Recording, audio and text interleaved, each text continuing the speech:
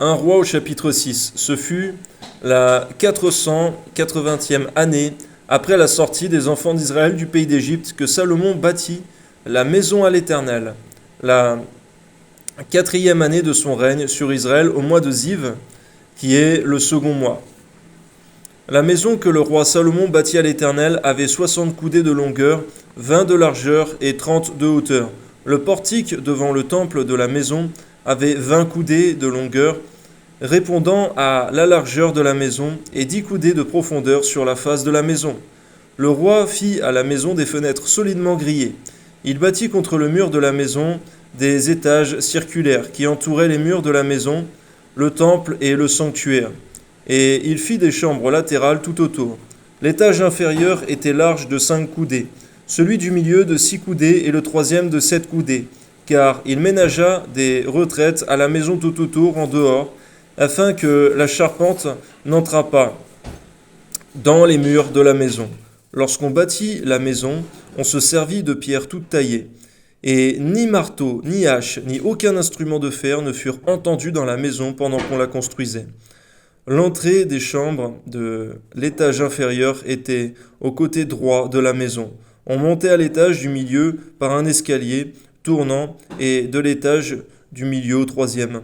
On voit, Seigneur mon Dieu, ces chefs, Seigneur mon Dieu, ces dirigeants de cet énorme chantier, Seigneur, qui faisaient les choses de façon stricte, Seigneur mon Dieu, parfaite et disciplinée.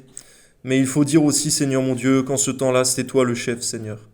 Le chef suprême. Que ton nom soit glorifié, Seigneur, soit toujours le chef suprême de nos cœurs, Seigneur. Amen.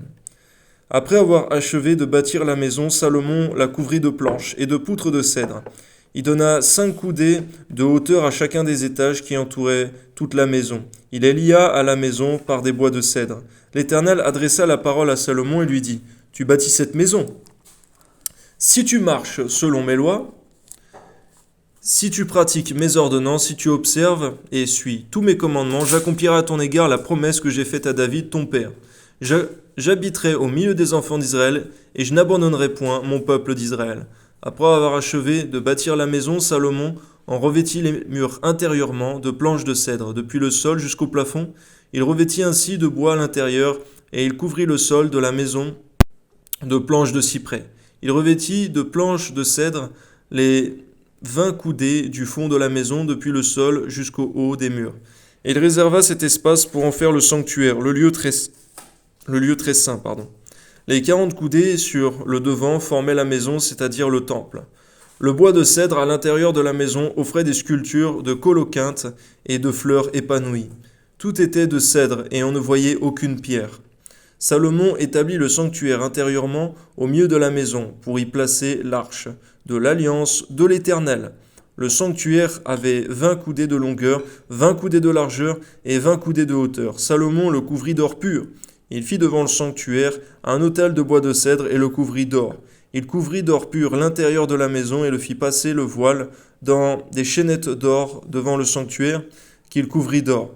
Il couvrit d'or toute la maison tout entière. Il couvrit d'or tout l'autel qui était devant le sanctuaire. Il fit dans le sanctuaire 2 chérubins de bois d'olivier sauvage, ayant 10 coudées de hauteur. Chacune des 2 ailes de l'un des chérubins avait 5 coudées, ce qui faisait 10 coudées de l'extrémité d'une de ses ailes à l'extrémité de l'autre. Le second chérubin avait aussi 10 coudées. La mesure et la forme étaient les mêmes pour les 2 chérubins. La hauteur de chacun des 2 chérubins était de 10 coudées. Salomon plaça les chérubins au milieu de la maison. Dans l'intérieur, leurs ailes étaient déployées. L'aile du premier touchait à l'un des murs et l'aile du second touchait à l'autre mur. Et leurs autres ailes se rencontraient par l'extrémité au milieu de la maison. Salomon couvrit d'or les chérubins. Il fit sculpter sur tout le pourtour des murs de la maison, à l'intérieur et à l'extérieur des chérubins, des palmes, des fleurs épanouies. Il couvrit d'or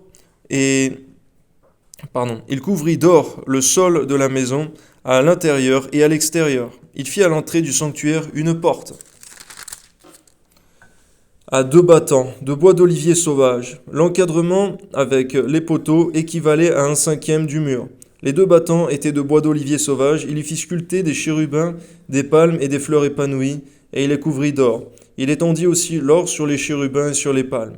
Il fit de même pour la porte du temple, des poteaux de bois d'olivier sauvage ayant le quart de la dimension du mur, et 2 battants de bois de cyprès. Chacun des battants était formé de 2 planches brisées. Il y fit sculpter des chérubins, des palmes et des fleurs épanouies, et il les couvrit d'or, qu'il étendit sur la sculpture. Il bâtit le parvis intérieur de 3 rangées de pierres de taille et d'1 rangée de poutres de cèdre. La 4e année, au mois de Ziv, les fondements de la maison de l'Éternel furent posés, et la 11e année, au mois de Bul, qui est le 8e mois, la maison fut achevée dans toutes ses parties, et est telle qu'elle devait être. Salomon la construisit dans l'espace de 7 ans. Merci Seigneur mon Dieu, parce que on voit la magnificence Seigneur mon Dieu, eh bien, de ce palais Seigneur mon Dieu. Mais on voit encore plus Seigneur qu'aujourd'hui Seigneur, on ne prête plus attention Seigneur mon Dieu au temple euh, construit Seigneur par les mains d'hommes Seigneur, mais on prête surtout attention Seigneur à ce que nous sommes Seigneur, ton temple Seigneur. Nous sommes devenus le temple du Saint-Esprit par ta grâce Seigneur. Que ton nom soit glorifié Seigneur, tu as fait en nous ton habitation Seigneur.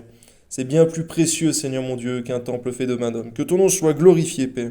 Il est écrit, l'Éternel n'habite pas dans des temples faits de main d'homme, comme ton disciple Étienne l'a dit, Seigneur mon Dieu, mais tu fais de nous, Seigneur, ton temple. Que ton nom soit béni au nom de Jésus, Père. Amen.